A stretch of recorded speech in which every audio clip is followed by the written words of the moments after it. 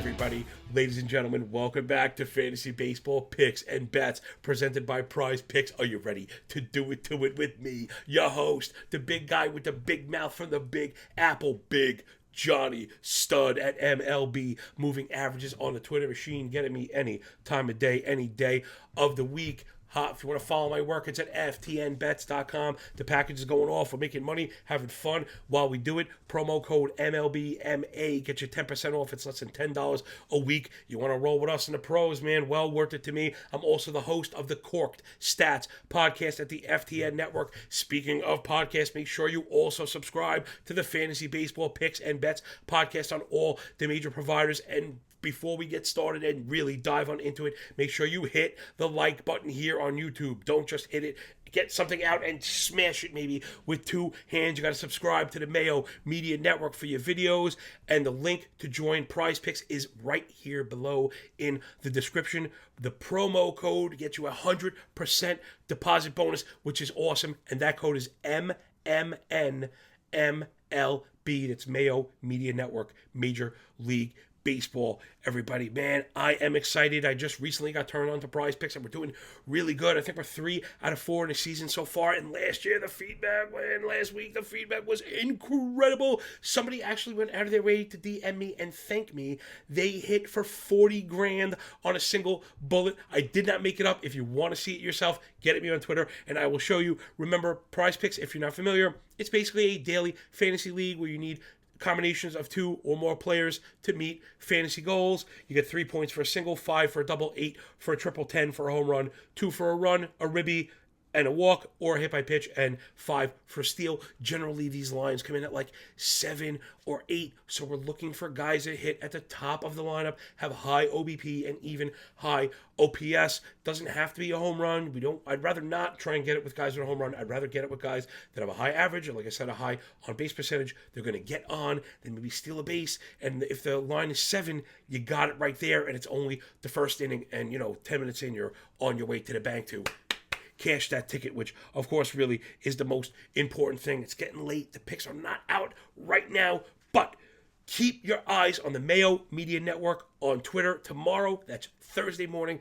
we're going to have them out and we are going to get you paid. I hope everybody is ready. Strap up and strap in for this. It is going to be the fastest 20 minutes of baseball that you experience probably this season and maybe ever in your life. Big Johnny Stud and the Mayo Media Network. Here we go, everybody.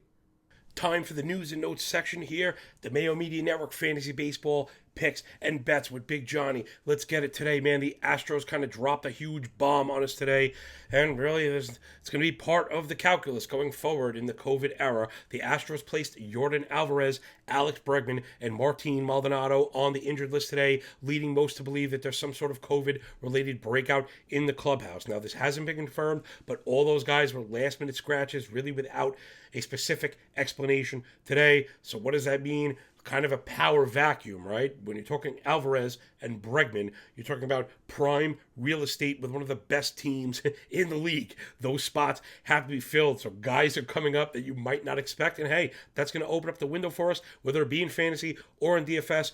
Guys I saw getting real shots today include Miles Straw. Maybe you've heard of him. How about Ronnie Dawson? Some of you haven't tonight. He was going off in DFS for minimum price, $2K. I think he scored a run. If he does anything else later on tonight, he pays the bills. And there's just a little bit of process into thinking about how injuries kind of create a butterfly effect.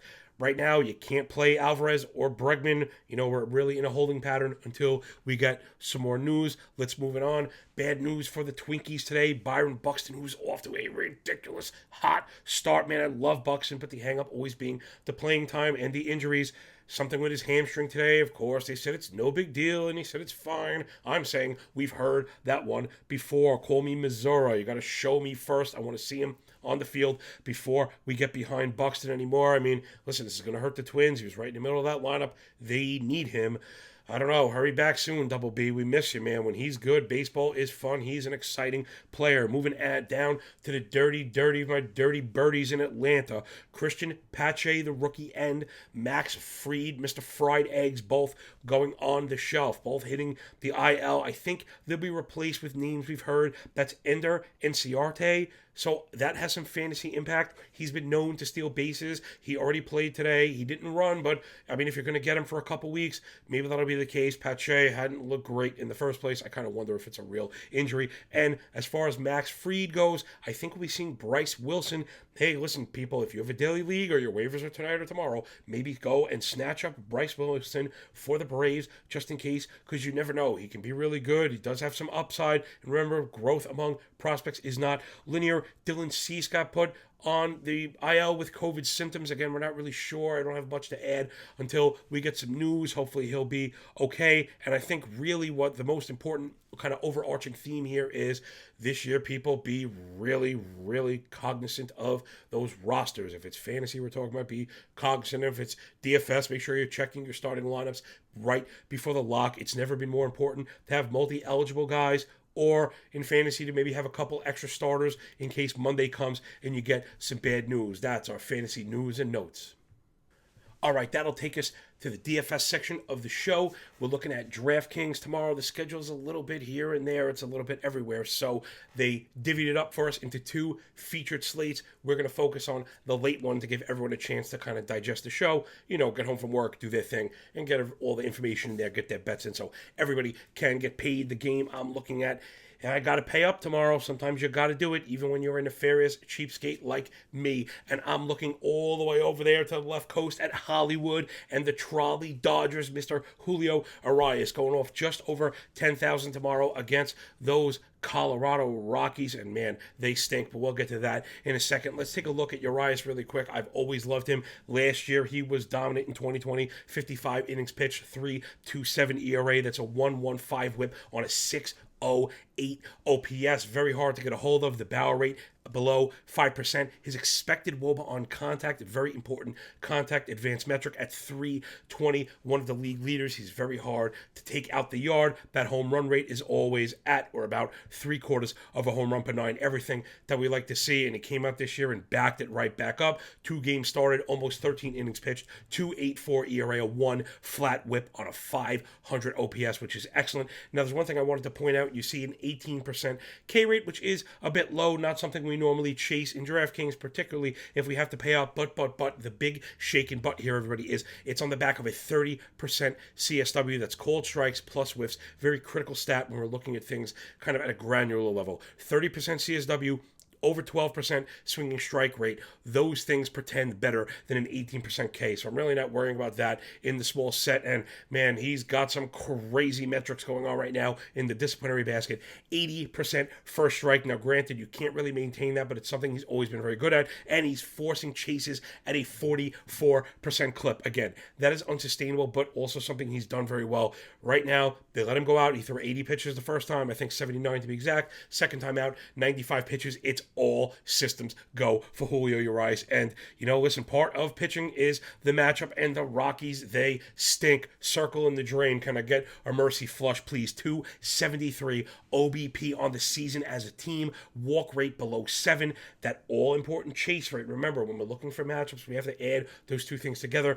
The Rockies have one of the worst chase rates in the league, above 33%. Remember, we said that Arias forces chases, so there's something we might see those Ks. Rockies hard hit rate via StatCast, 35%. That's a 65 WRC plus, 35% worse than average, and all the contact metrics just atrocious. 312 ex-WOBA as a squad on the season. You got to go after the Rockies. Attack them whenever they're not a mile high. Now, also for pitching, I know people are going to be deciding on their aces between Urias. Some people are looking at Corbin. For me, I'm off of Corbin. People run for the hills. You got to get away from the southpaw because of that fastball velocity. It's just not there. His success has been directly tied to a 93 or 94 mile an hour fastball. When he's at 89 or 90, he hasn't been good. That's what we've seen this year. 4 1/3. He gave up 6 earned runs. He looks very, very, very hittable. Not spending my money on that. I know you're going to need some offense to cash tomorrow, and I'm looking at the Detroit Tigers, who I put money on today at the FTN Bets website. Hop on there. We're making money almost daily. It's really been great, man. Everything's just been going so good there. But let's focus on the Tigers for today. I had them going after McCullers, and they got to him. Why? People chase these bad team narratives. It's not always the case. When you come hang out with Big John and the Cork Stats crew, you're going to get a little bit more.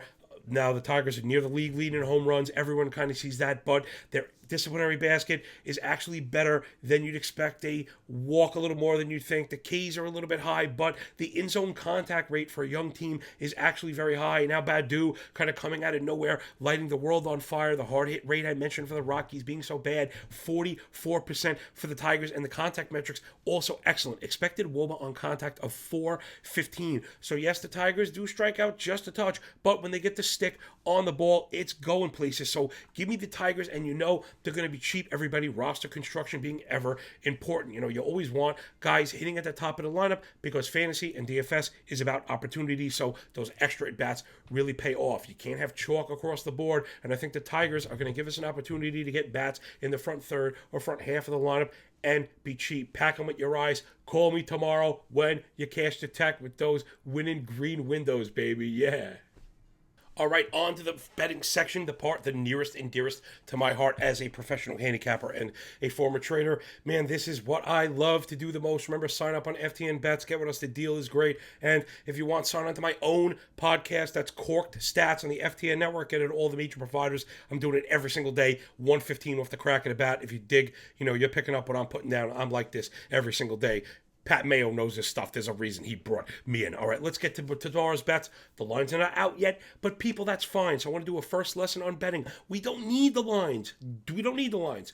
You should have an idea of what you like before, and then the lines will confirm. People that kind of just chase pluses and minuses, that worries me a bit, especially those minuses and favorites. If you know anything about me, I mentioned being a cheapskate earlier on. I am allergic to juice. Yikes. I don't pay $200 for anybody. I rarely, if ever, lay a minus 140. People ask my subs, and we always come out in the black. So tomorrow, one game I had circled today. This is part of the premium pack. So here, you people at the Pat Mayo Media Network get a little bit of freebie because I think it was postponed with weather, but the Seattle team total over whatever it is, X, let's call it, is what we want against the Dark Knight, Matt Harvey. He's just been terrible, and I think one or two more starts like he's had, he'll be on the midnight train to Tuscaloosa. Also, I mentioned fading Corbin before, and the fastball, the public, I'm not sure is so hip to it yet. They're still chasing the Nationals, which is fine. I'm not on the Diamondbacks so much as I think they're going to score. And sometimes people, the public narrative will affect, obviously it'll affect the money line, but that will affect the team totals, which has nothing to do with the money line, but it's just the way the money flows in and tips that kind of balance beam for the casino. So a lot of times I like to look for teams I think might lose but are going to score runs and just go for that team total, and I think you're going to get that with Arizona. They've been good the last couple of days, and Corbin has been really bad. Then I'm looking at Toronto and Kansas City. We got Junis and TBD pitching for Toronto. Toronto has really kind of clicked it on. And the Kansas City Royals with Cheese, no slouch. They're another team victim of a bad team narrative. So, of course, the money doesn't flow on them, but their team totals are just as good as anybody. That over is probably going to be, 8 or 8.5 or 9. And I think we're going to want to smash that with two hands. Last one, let's go back to my Tigers and the F5 versus Oakland. Again, I like to bet underdogs. That way we don't need to even hit more than half. We can hit less than half of our bets if the payouts are better than even, people. That's how you stay successful. Paying juice is not going to get you where you want to be. So the Detroit F5 tomorrow, I think I like their offense. They're ticking up. Oakland offense has really been very sluggish. Manaea has just been pedestrian. People do tend to chase him and the A's. Again, more narrative. Sorry to beat the dead horse for the 15th time. But there you go. There's a handful of bets that are going to be right at even money or better than plus money, which is exactly where we want to be. And last week we were perfect. Oh my goodness, we hit everything. We hit both prize picks. Every single player I named for DFS hit a home run, and every single bet that I named here hit. I don't know how we're going to do better than 100%, but if it's out there, we're going to go for it. So people, thank you so much. Remember, you got to subscribe here on YouTube to the Mayo Media Network. Leave a comment and tell them how great of a job I'm doing and that you want me back more, right? More me, more me, more me. All right, probably enough me. But remember to subscribe it as a podcast. Again, Fantasy Baseball Picks and Bets on the Mayo Media Network with me, Johnny Laghezza, Big Johnny Stud, the Big Mouth from the Big Apple. Everybody, really thank you for spending your time with me. It does mean a lot. Time is precious. Remember, treat everyone around you that treat you good. Treat them well. Life is a gift, everybody. Peace. You're only going to get out what you put in.